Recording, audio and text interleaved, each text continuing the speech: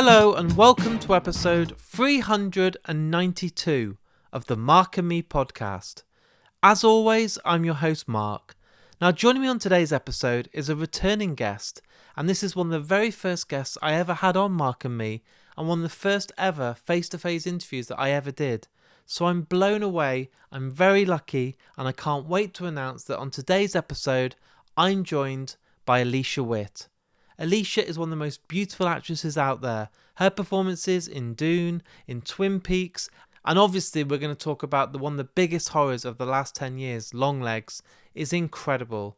So it's great that I get to get Alicia back on the podcast and talk all about these in great detail today. She is such a great actress, an incredible musician, and genuinely has it all. So I'm going to give you that interview in just a couple of minutes' time. But just before I get there, I always use the intro for every episode of Mark and Me just to quickly touch base and talk about my last episode. I was joined by the genius Jeff Wayne. My God, this interview blew up. Thank you so much to everyone. I forget how big this is in the whole world of music.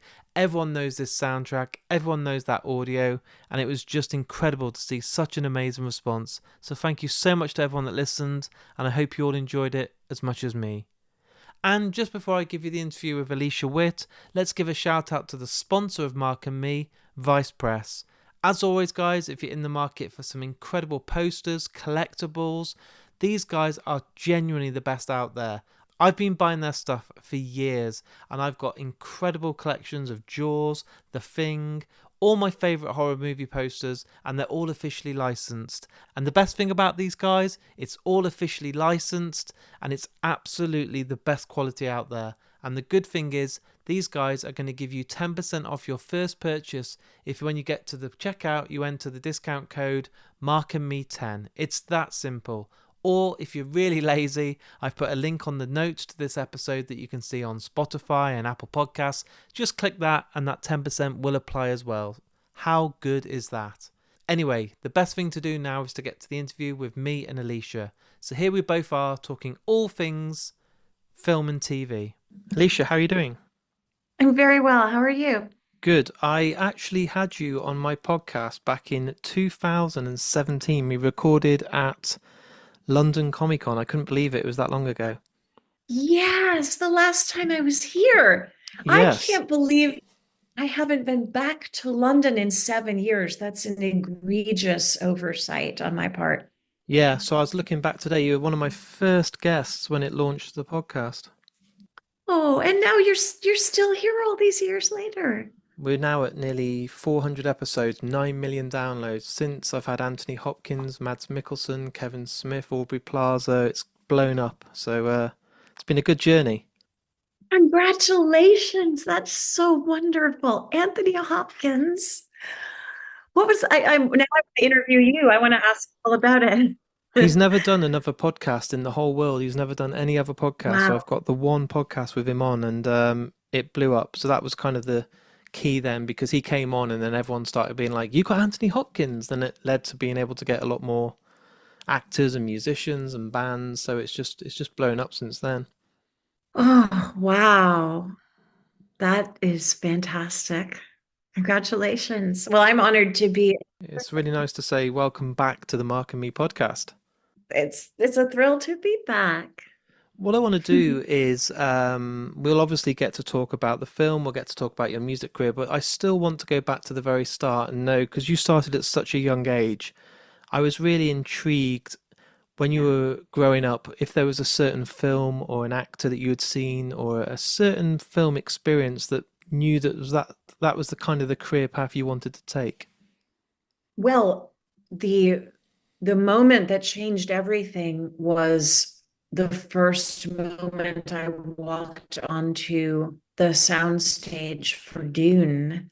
Yeah. And I consider that whole experience to have been the biggest stroke of fate and destiny. Because having grown up as the daughter of school teachers in Worcester, Massachusetts, I certainly didn't know anybody that was an actor. And I loved musicals like The Sound of Music and My Fair Lady. And I would watch those and listen to the music over and over again. And I knew that those were professional actors who were playing these parts, but it didn't really occur to me that that was a career option. And I was only 7.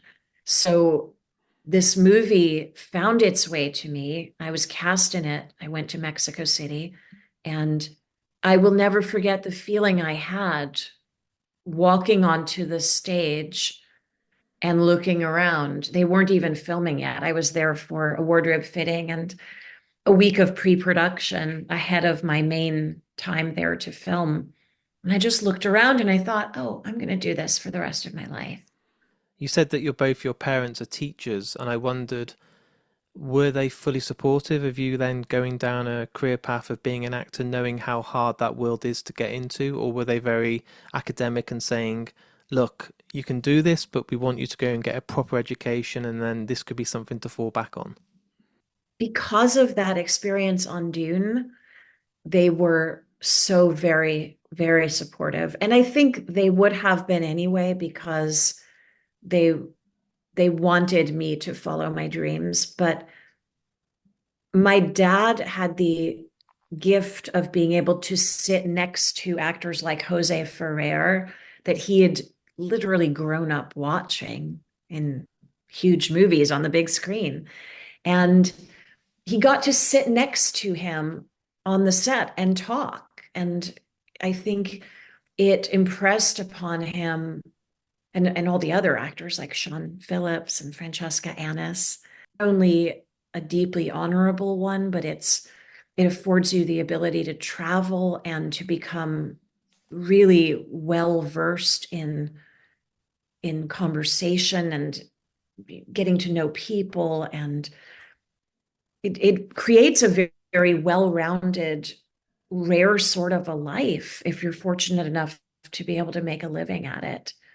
And getting to meet these experienced and venerable actors, I think, let my dad see that it's not the crazy stories you hear on the 11 o'clock news about an actor going to jail. It's really, that's what most professional actors are actually like. And it is such an honor to be one of them.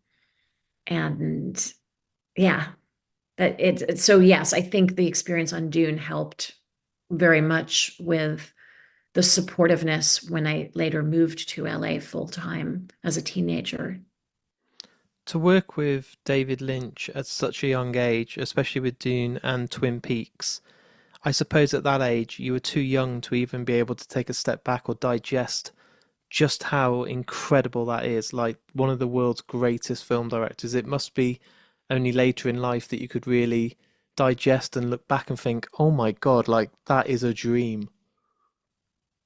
Yes, you're absolutely right. I had no idea how significant David Lynch was. He just seemed to me like an uncle or somebody that having met him at age 7 and having had him as my first director also forever set the stage of expectation as to what a director should be. The even keeled and calm and very much in control and focused sort of leadership that is the mark of a master filmmaker. The way he treats the crew and the way that he respects the actors, but also you want to trust him and you want to give him everything that he's asking for and more without question. And I've worked on a number of movies since then where it almost feels like you're directing by committee and everybody's got an opinion and there's a bit of anarchy happening on the set. And that's never, ever going to happen on a David Lynch set. And the respect, of course, goes both ways. He's just he's just one of the best, I think, that has ever been. Um, and I'm just fortunate I got to work with him on my very first one because I just thought this is what making all movies is like as a child. And I learned later um, what a special experience that was. With your influence and your background being obviously movies, TV, but your heart is also with performing and writing music, I wondered, was there ever a point when you thought it has to be one or the other? Like, I'm not sure if I can do both. I feel like I'm going to get pigeonholed into I'm only an actress or I'm only a musician. I wondered if there was ever a point where you had to take a step and think, there's one road I should be taking here. It's going to be very difficult to kind of cross over into both. That was the advice I was given when I moved to LA.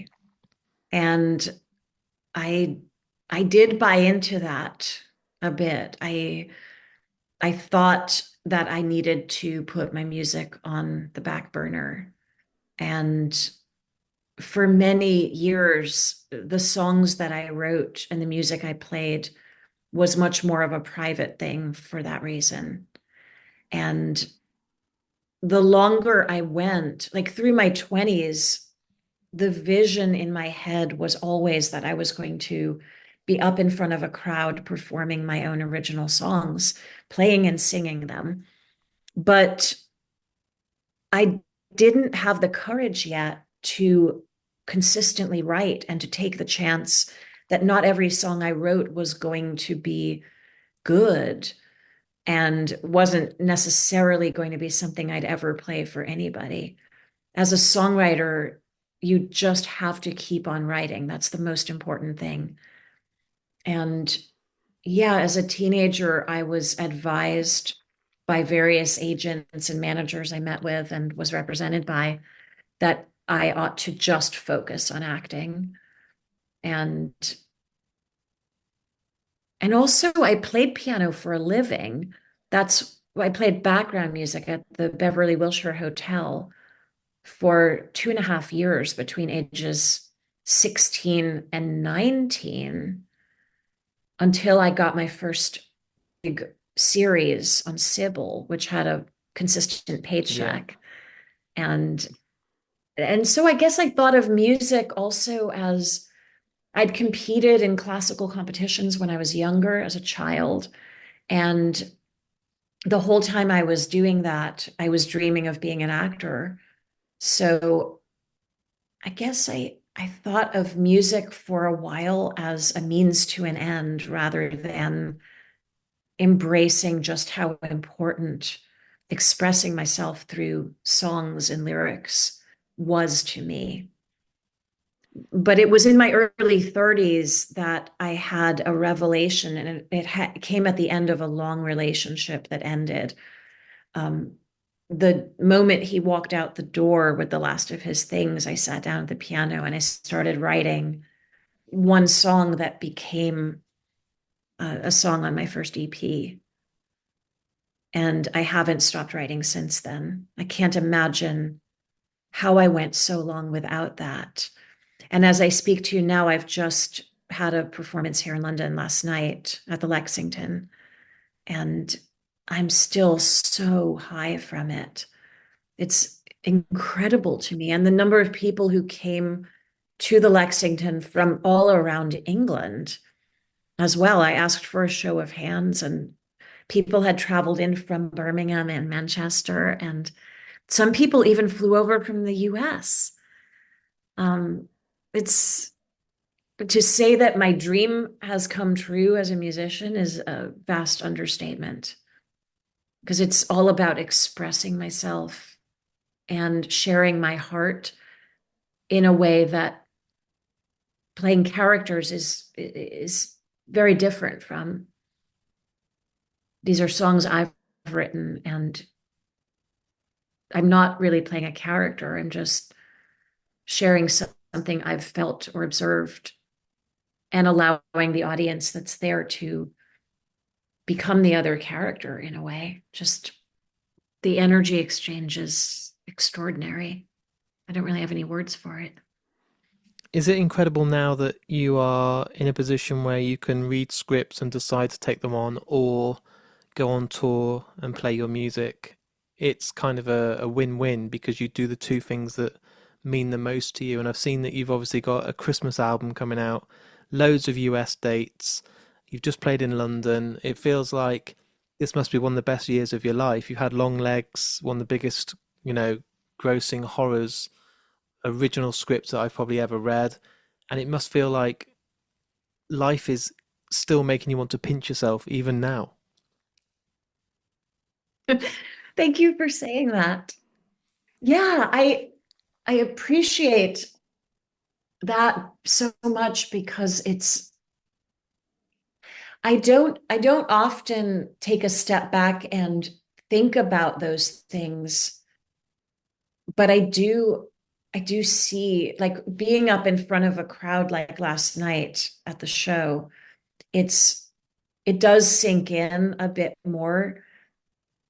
And the way that the two careers have merged together, I do these meet and greets before all of my shows, and I noticed that at last night's meet and greet, there were probably half of them that hadn't come to see my music before. And I think they were introduced to my music through Long Legs and the higher profile that's come with that this year. So that's incredible.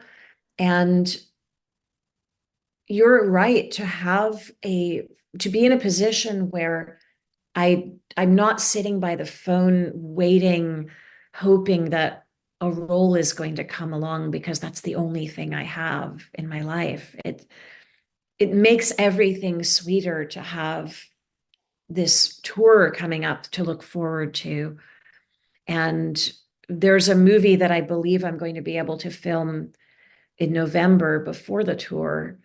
And even if it doesn't happen, I know that something will come up for January, I think, or it'll just all fit in. And as long as I have both acting and music running parallel, I feel so very balanced. And I'm able to more fully immerse myself in an acting role because the music side is equally fulfilled. I've spent so much of this year actually working on that Christmas album that, and I live in Nashville, Tennessee as well. I don't live in LA or New York. So in a way, the success of Longlegs feels like something I'm removed from a bit. I'm aware that it's happening, but my day-to-day grounded life, surrounded by my friends um, and making music, and I produced this album as well. So I'm currently pressing the vinyl because we're down to the wire to have it ready for Christmas. And I have to listen to the finished masters that are going to turn into CDs. And the first single is coming out November 1st. So I need to start working on that. And I am my own manager at this time for my music as well. So I'm really hands-on with all of this. So it's not as though I'm sitting around like, wow, long legs. That's a I'm so grateful for it, but it's also, it feels like it's happening on another plane while I'm immersed in Christmas music at the moment, which is all very exciting. Before we get into Longlegs, just for my selfish reasons, what was it like working with Cameron Crowe? Because he's my favorite filmmaker of all time. Almost Famous is my favorite film of all time, and I don't believe there's a better storyteller on the planet that can use music so effectively in any film he's ever done. And for me, he's an absolute hero. So I wondered for yourself what it was like to work with, in my opinion, the greatest. He was just splendid, and I hope I'll have the opportunity to work with him in a larger capacity at some point. I had auditioned for the Cameron Diaz role in that movie, and he called me personally to ask me if I might play the role that I did play Yeah. instead. And of course, I didn't have to think twice. I was just so honored that he would call me, that he would want me to be in the movie at all. I too think he's one of the greatest filmmakers of all time. And he told me that he was dancing a jig when I said I would play the other role that I did play. And he said, and I said, I hoped to see that in person when I came to set. And so he did. He danced me a little jig when I showed up. And the thing I remember the most, that impressed me the most, which I would like to borrow when I direct for the first time, is that he set the tone before each take by playing a song. He'd play maybe 15 seconds or 20 seconds of a song. And it wasn't the same song each take, it was completely different. It was his way of setting the mood for the Amazing. scene. So instead of saying action, the song would end, and then you knew it was your time to begin. That was I love action. that. I loved it. It was brilliant and original. And it also keeps it fresh because it breaks up the pattern of doing it exactly the same way each time. You can't do it the same way each time when a different song is in your head at the start. So, yeah, he's wonderful.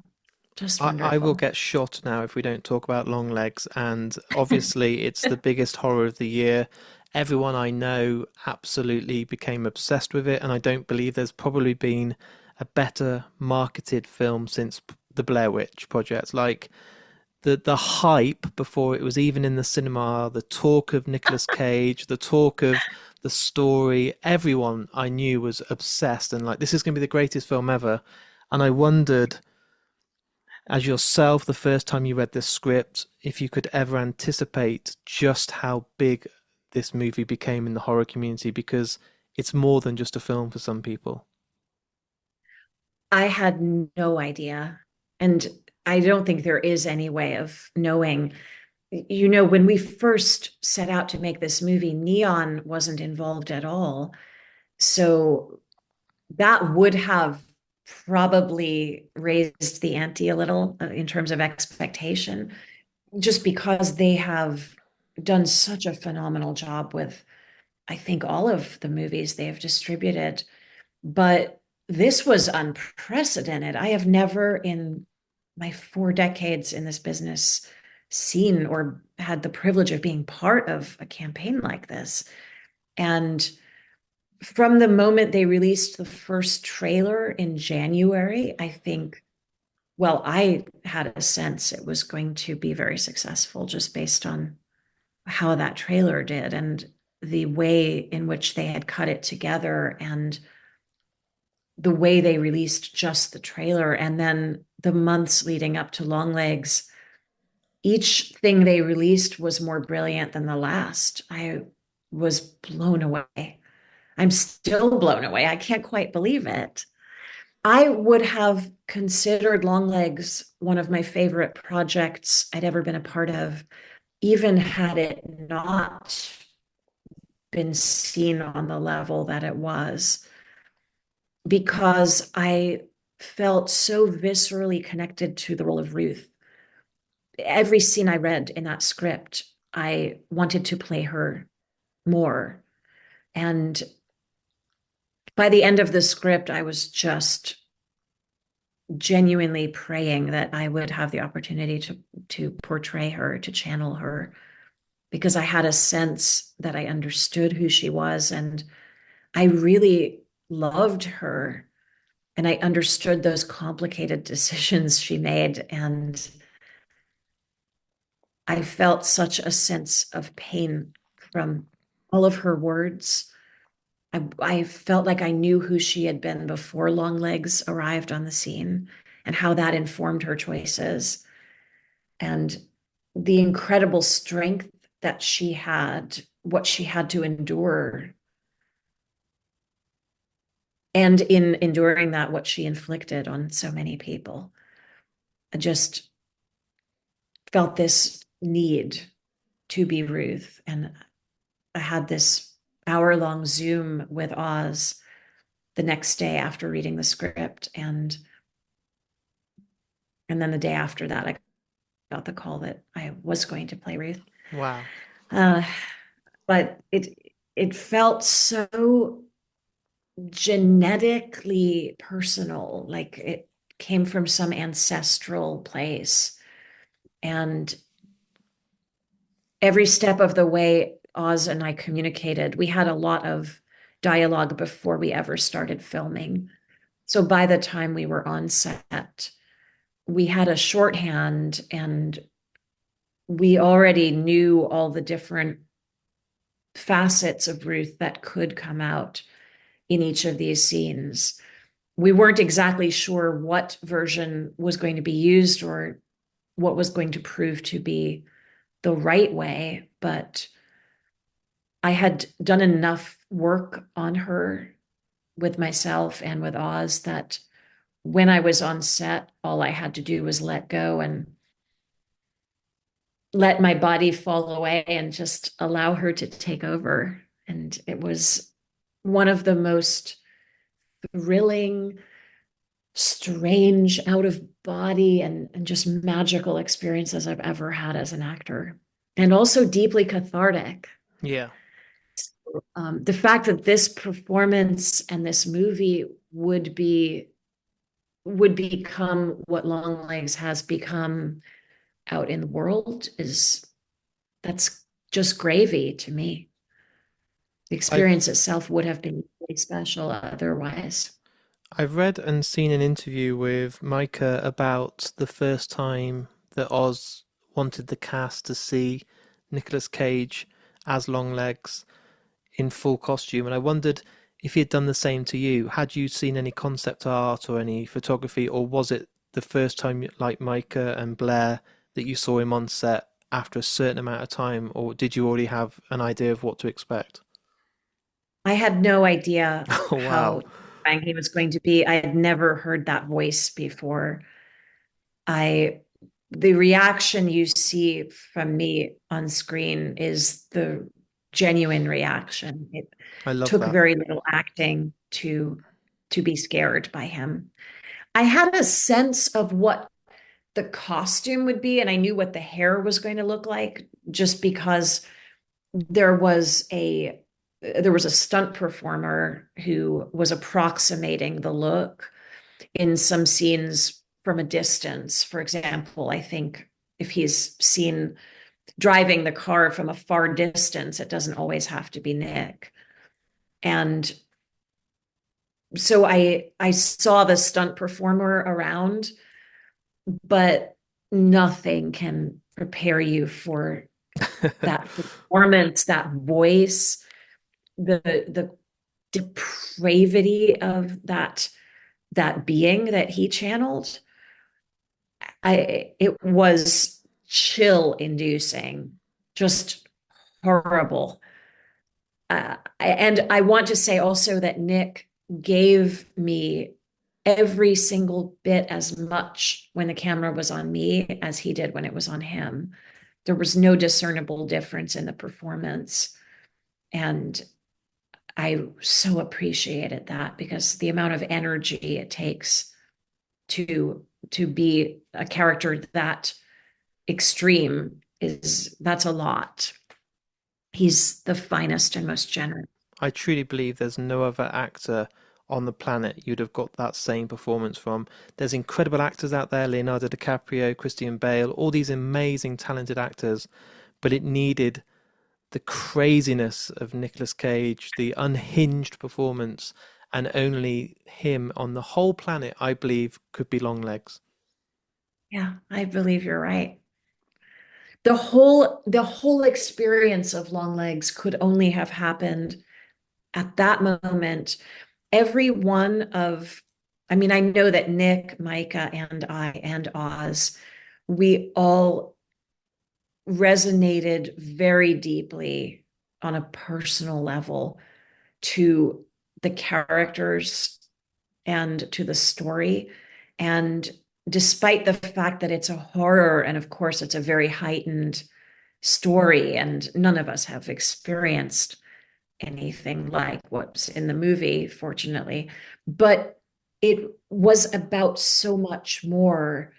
And to me, it really, at its core, it's about the complicated love between a mother and a daughter. And any woman on earth can understand what that is, because we're all daughters, and we know what that's like.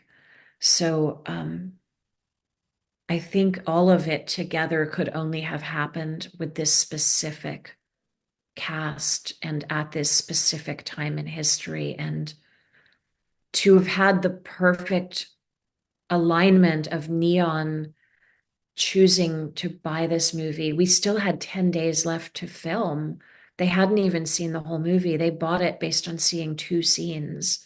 Wow. And Oz came up to me on set and told me the news. And I think we knew in that moment this movie might be seen by a lot of people. um, but nothing could have prepared us for what has happened. It's I just have such. I have time for one more question, and what I do on the podcast to keep it as original as I can, I've asked Yeah. this to every guest that's been on, and I think you'll enjoy it the most because you're a musician at heart, and music means so much to you. After today's interview is all edited and ready for the world to listen to, there will be a song that's played at the very end of the episode, and I'm going to ask you today to pick any song by anybody in the whole world to be played. Every single episode is different because the guest chooses a song that means a lot to them. But when I ask the question, I know there might be a million songs in your head now, and you're trying to whittle it down to 1,000 and then down to only just one. But was there a song that came to your heart and soul before any other when I asked the question to you that you think would be the perfect outro song for today's interview? Yeah. Um, and the first one that came to me, there's there's a song that well, I'm not going to choose this song, but I want to share that there's a song that that came to me after I finished playing Ruth, but listeners can find that. It's called Always Tuesday, and it's really a love song and a song of forgiveness for Ruth, for all that Ruth was. It's deeply cathartic, as playing Ruth was. But the song that came to me for the outro is one of the themes of my life. It's by Sean Colvin, and it's called Don't Know Why. And it contains the lyric, if there were no music, then I would not get through. I don't know why. I know these things, but I do. Wow. That's amazing Yeah. because I've had so many guests on the podcast, and you've now given me some people pick the Beatles or the Rolling Stones or big classic songs by incredible bands, but I've never heard this artist before. So now I'm going to go down a rabbit hole and probably discover incredible music for the next few months. Oh, good. I hope so. Check out Polaroids. That's Yeah, another one of my favorites of hers. And um, oh, so many, so many. Her A Few Small Repairs album is pretty wonderful, but Don't Know Why is even earlier than that. I can't wait. I think our time's up, and I just wanted to say thank you so much for coming back on the podcast. And your work's absolutely incredible. The performance in Long Legs, it stayed with me for a long time after I left that cinema. I couldn't stop thinking about it. Your music is absolutely incredible, and I hope our paths cross again without it being another 7 year wait. Oh, I hope so too. I will see to it that it's not 7 years. I'll Yeah, be back. whenever you want to come back on, the door is open. I've had people like Neil Blomkamp and Neil Marshall and Alex Winter been on 3 or 4 times. So whenever you want to come back on, you're more than welcome. All right, that's a deal. Thank you. I really appreciate that. And congratulations. Take care, and I will see you soon. See you soon. So there's my interview with me and the beautiful Alicia Witt. Wow, I feel like there's so much more we can talk about. She's been on the episode 2 times now, but I'm ready to welcome her back for a third because I absolutely love her. I love talking to her, and she's just an amazing human being. If you've never got to see her live, I urge you to get yourself a ticket. Obviously, just go on her website and see if there's any dates near you anytime soon. If you haven't seen the performance in Long Legs, it's available right now as we're sitting here on Blu-ray, DVD, 4K, all the usual formats. Go and treat yourself because her performance is absolutely incredible. I want to say a massive thank you now to Alicia for coming back on the podcast. It's such a pleasure to have you back on. And if you want to come back for that third time, let's make it happen without it being like another 7 years. Also, guys, if you've enjoyed today's episode, please share this. You all are on either Facebook, Twitter, Instagram, or TikTok, so just take a second to hit the retweet button or share it on your stories on Instagram, because it really goes a long way. There's so many fans out there of horror that will recognise Alicia, also Twin Peaks and stuff like Dune, so please keep sharing these episodes. It really means the world. Also, before I go, let's give a shout out to the sponsor of the podcast, Richer Sounds. If you're in the market for a TV, a brand new projector, anything like that to watch long legs, or a home cinema surround sound system, or a record player so you can listen to Alicia's music, then go on richersounds.com or visit any of their high street stores.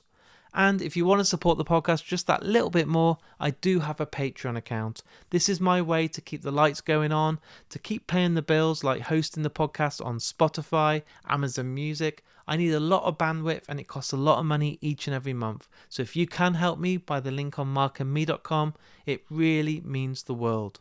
I'll be back with another guest in only a couple of days' time, and it's another huge returning guest to Mark and Me. So until then, look after yourself. Go and watch Long Legs, and I'll speak to you all very soon. I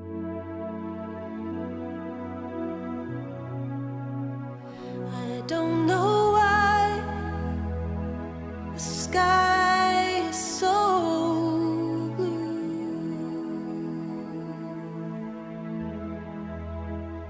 and I don't know why I'm so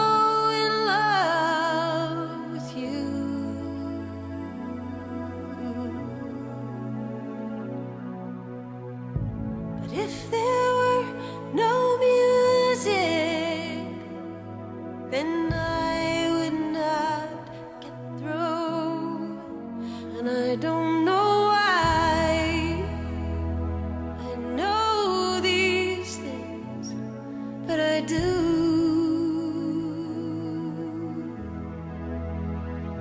I don't know why, but somewhere come true, yeah, and I don't know where, but there will be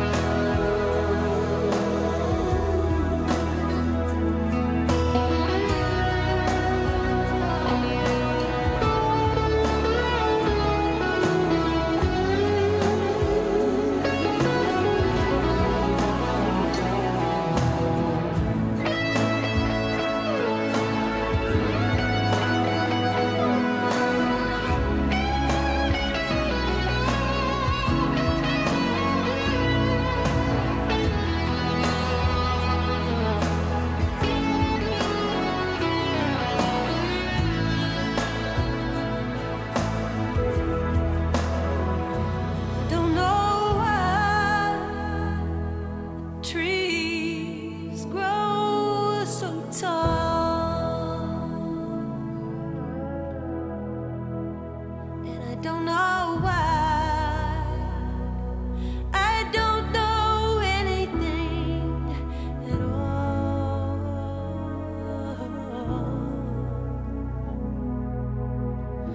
But if there were no music, then I would not get through. I don't know why I know these things, but I do.